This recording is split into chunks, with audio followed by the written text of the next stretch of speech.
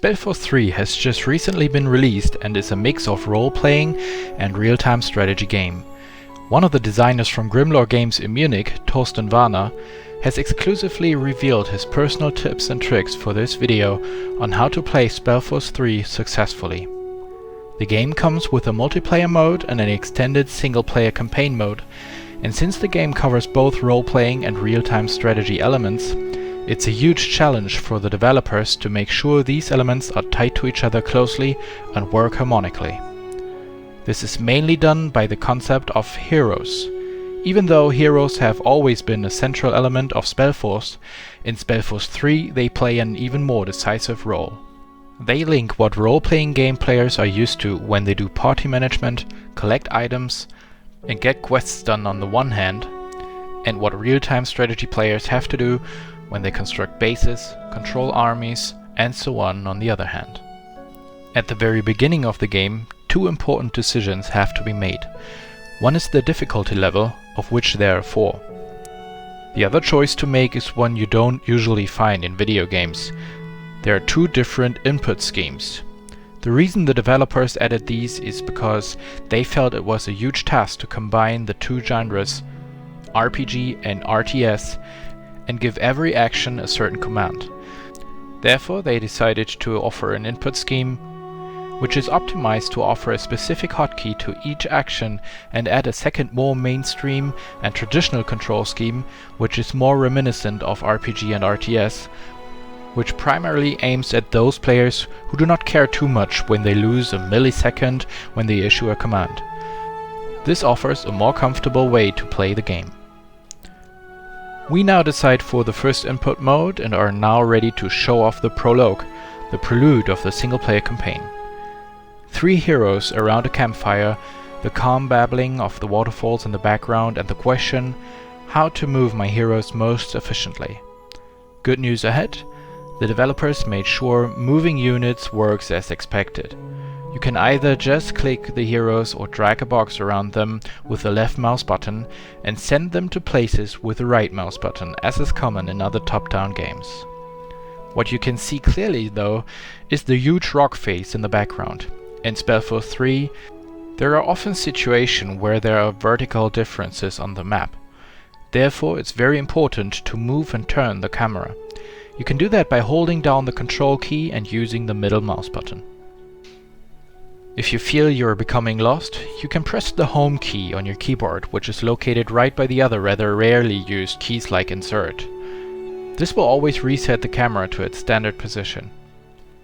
Also, by clicking the escape key you will be able to enter the option menu, where you can change many settings at your pleasure, like key bindings, whether to or not to show certain game elements, and many other things. You might want to go ahead and simply try some of them to get an impression of the possible adjustments. When we take our small group of heroes to the east a little, we'll encounter a wolf that attacks us right away, but we can take it out with ease. But a little further, a bit to the north, we have the first opportunity to get some interesting loot. The mouse cursor changes its color to green. We can collect some valuable items. Because whenever the mouse cursor turns green in SpellForce 3, it is strongly recommended to use the right mouse button, because this usually means you can interact with something. In this case, we can get some loot. There's lots of stuff that one can find, like weapons, armors, amulets, rings, all of which can be equipped by our characters. Some of the things, however, we can find on the map are collected automatically, like gold for example. Since gold drops rather frequently, it's enough to move one of your heroes close to it and it will be collected automatically and get added to your purse. Basically, by slaying your enemies and walking past them, you rob your foes on the fly. After the first battles, we stumble into the prologue by passing an outpost of our people and take the command of the cottages and houses, and more importantly, of some workers we may assign tasks to.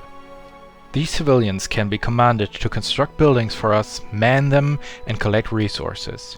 In SpellForce 3, you will encounter what is called sectors. When you click the city center, you will be able to get an overview of how many workers are available in this sector. You will need to get along with that number and prioritize tasks and constructions you want them to take care of.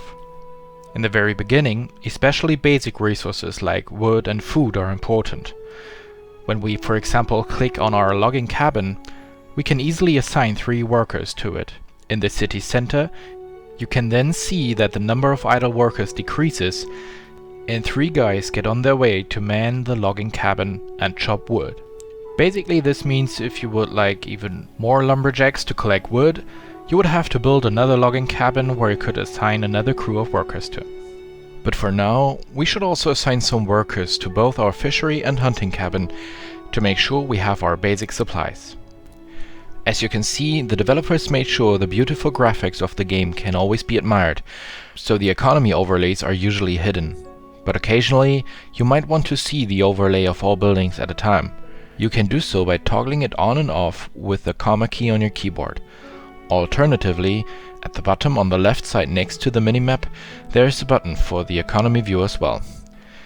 At the end of the prologue of the single-player campaign, we will be given the opportunity to create our own avatar, which will accompany us throughout the game. Let's talk about this now. As players are used to, you can change the way your avatar looks very freely. You can decide if you'd like to play as a male or female main character, and of course also choose your name and portrait. But what is probably much more exciting is the actual game mechanics. On the right side next to the character editor, you can pick one of the predefined classes, or create your own one. Also, if you like a certain class like the Keeper or the Inquisitor or whatever quite a lot, you can still adjust it to your liking by using the minus or plus buttons for the attributes. Below you can also pick 3 of the predefined 6 skill trees.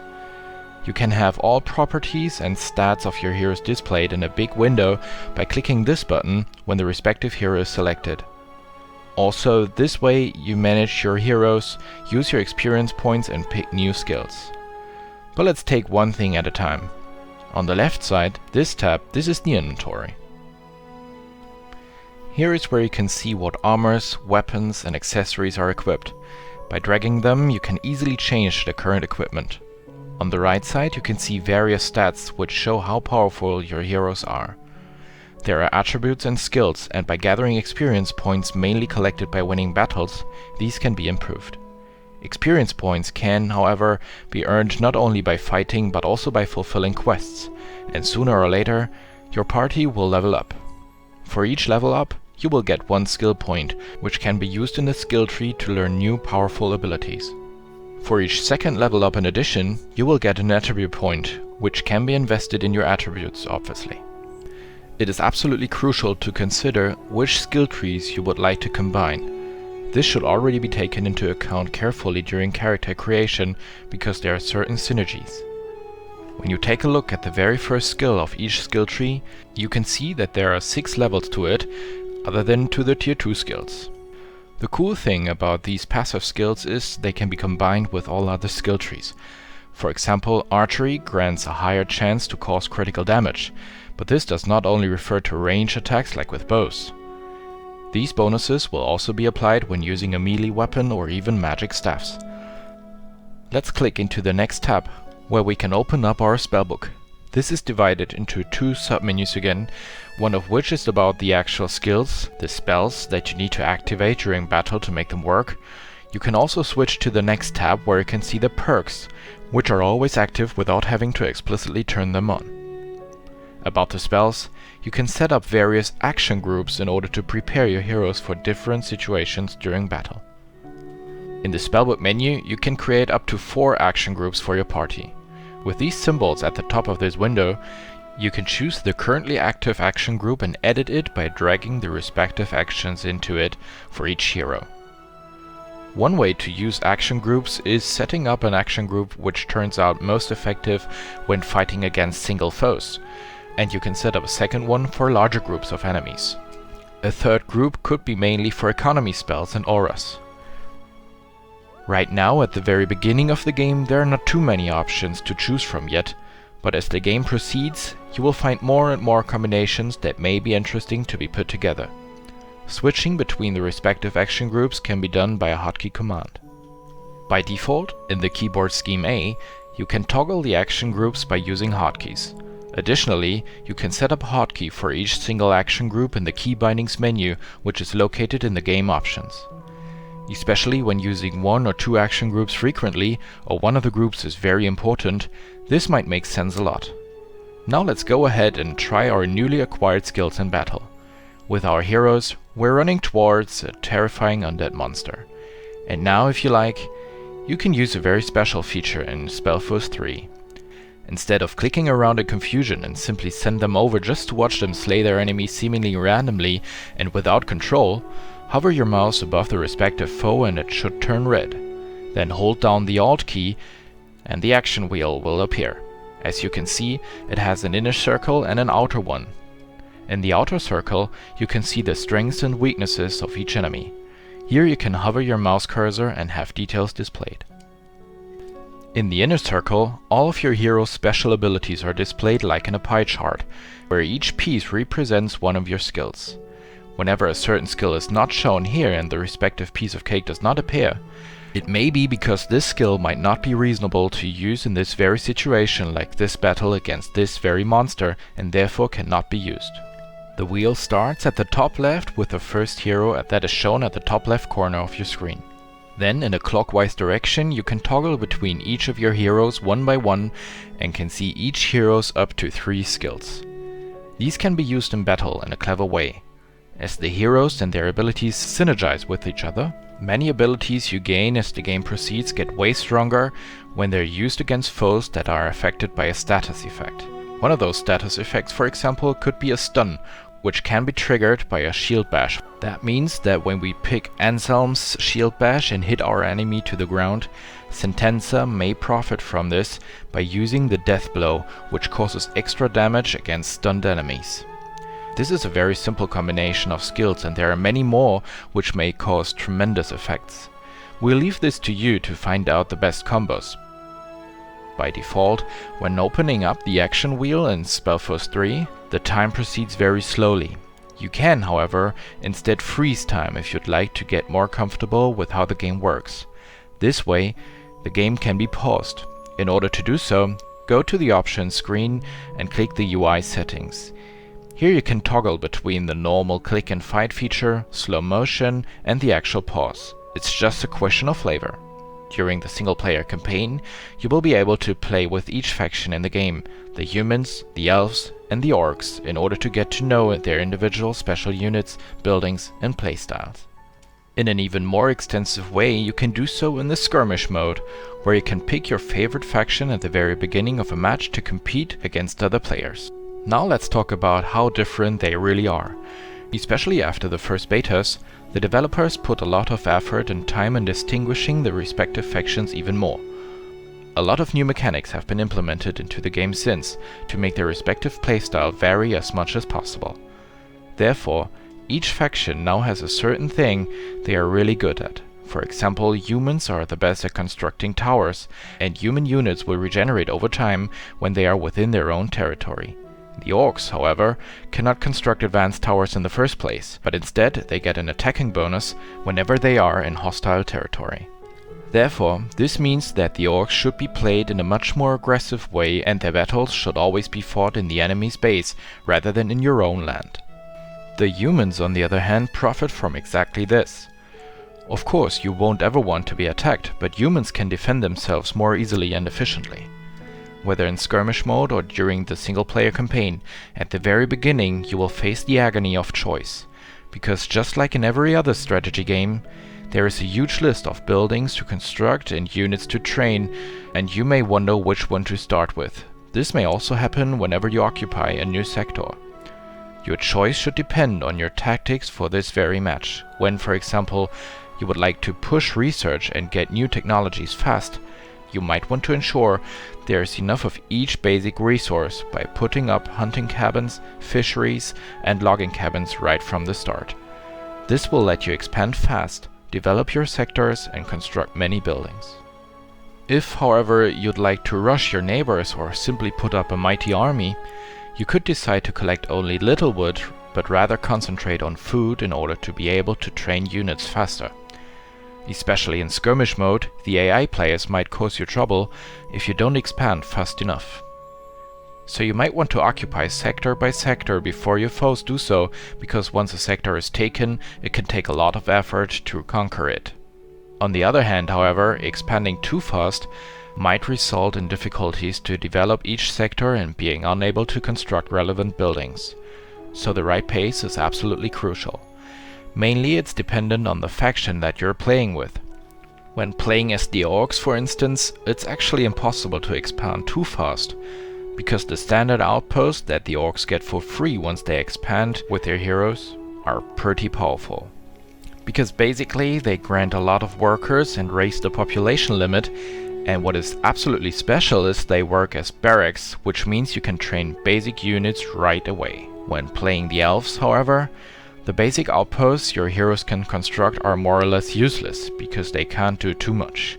They don't provide workers, can't shoot at enemies or anything like that. That means when playing the elves, you shouldn't expand before you have the necessary resources to develop your sector rapidly. So basically, the elves tend to have fewer but higher developed sectors, whilst the orcs would like to control the whole map as soon as possible. Of course, the key to success in SpellForce 3 is using and balancing your resources sensibly, so it's crucial to keep track of them carefully in order to make sure you keep pace. In SpellForce 3, you can construct buildings and train units as much as you want, even if you don't have sufficient resources for the respective project. You can get an overview of the current projects at the top of the screen, where you can also see how many resources are currently requested. If it's at -50 right here, for instance, that would mean that 50 more units of wood have been requested than available. For more details, simply hover your mouse above it and you will be able to see the average production rate of each respective resource per minute. This way you can make sure you don't run out of certain resources. If you manage to collect and maintain your resources in a clever and effective way and manage to accumulate lots of them, you should be able to put up a powerful army simply and quickly. At the beginning of a match, the relationship between simple melee units and ranged units plays an important role. Ranged units should be defended carefully, as they are more vulnerable than melee units. But it also depends on your hero's abilities. If your hero is a ranged hero and you don't have melee heroes, you might want to train some more melee units in order to protect the archers. When, however, you do have a melee hero who has powerful area of effect skills, which means they cause damage on a certain area and not only to a single enemy, you might want to concentrate your unit production on ranged units. By constructing a forge, it's possible to improve the different unit types, so you won't get stuck with the basic units. The forge can be leveled up in order to unlock more advanced units. Have you wondered if it's possible to focus and specialize on one certain unit type? For example, would you prefer to play with, say, only ranged units and create something like the ultimate archer and completely neglect the other unit types? Well, it is possible, at least in campaign mode, because you can improve your unit models with blueprints. This way you can make them cheaper or more powerful, and you can specialize on one certain unit. In multiplayer mode, however, this will probably be a bit more difficult, because when your human foes notice you're neglecting a certain kind of unit, they might build units in turn which can beat yours more easily. Roughly speaking, there are two certain situations in SpellForce 3 that you will probably encounter. Either you're playing with a small group of heroes, which will likely feel a bit like an RPG experience, or with a huge army of units where the heroes almost get lost in. Maybe you might want to try a hybrid of these two, but in the end, SpellForce 3 fans might want to know how they can make sure they never lose sight of their strongest units they acquired and trained with huge efforts even in large and chaotic battles. Finding and controlling them effectively is easy, thankfully, because they are the most important units in SpellForce 3 after all. Using the period key on your keyboard will highlight your heroes in your faction color. Alternatively, you can also use the corresponding button in the interface. This way you can be sure to never lose track of where your heroes are and what they do. Selecting them is also easy by clicking their portrait at the upper edge of the screen, so you don't have to look for them on the battlefield. Thank you very much for watching, and be sure to watch the German Let's Play series of SpellForce 3 on Writing Ball's YouTube channel.